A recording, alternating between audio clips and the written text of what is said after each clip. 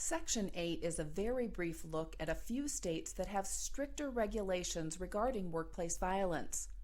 Several states are referenced in this section to detail some of the current laws.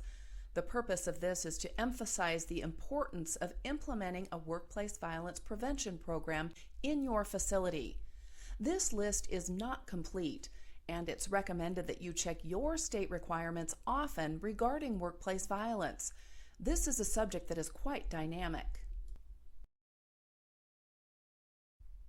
In 1993, California became the first state to require healthcare facilities to develop and maintain a violence prevention program. Currently, several states have enacted laws requiring certain healthcare facilities to have some type of violence prevention programs. The requirements differ from state to state. California. Effective April 1, 2017, specified healthcare facilities must comply with the following. Develop and implement a written workplace violence prevention plan to be included as part of an employer's injury and illness prevention program, or IIPP. The plan must be reviewed at least annually. Provide effective training on workplace violence prevention to employees as part of the employee's injury and illness prevention program. And provide all necessary protective equipment and tools to employees as needed for protection against workplace violence. Minnesota.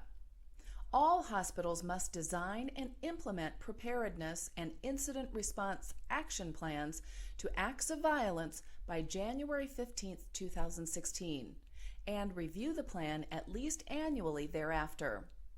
Additionally, hospitals must provide training to all healthcare employees upon hire and then annually.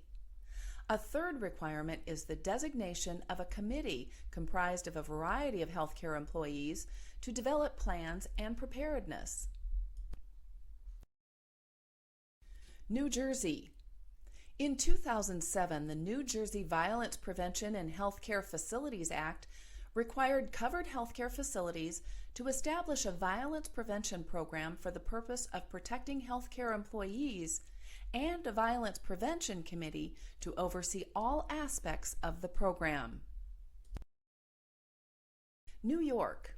On June 7, 2006, New York enacted legislation requiring public employers, other than schools, to perform workplace violence evaluation or risk evaluation at each worksite, and to develop and implement programs to prevent and minimize workplace violence caused by assaults or homicides. Details of all of these brief summaries can be found at each state's website.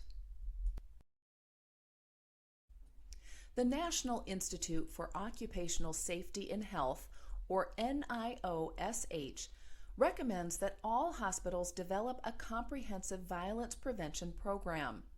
Non-hospital settings where violence has been determined to exist are advised to do the same. No universal strategy exists to prevent violence. The risk factors vary from facility to facility and from unit to unit within a facility.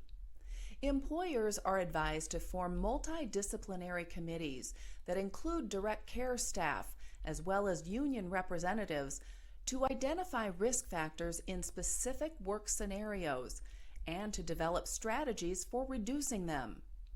All affected employees should be alert and cautious when interacting with patients and visitors. They should actively participate in safety training programs and be familiar with their employer's policies, procedures, and materials on violence prevention.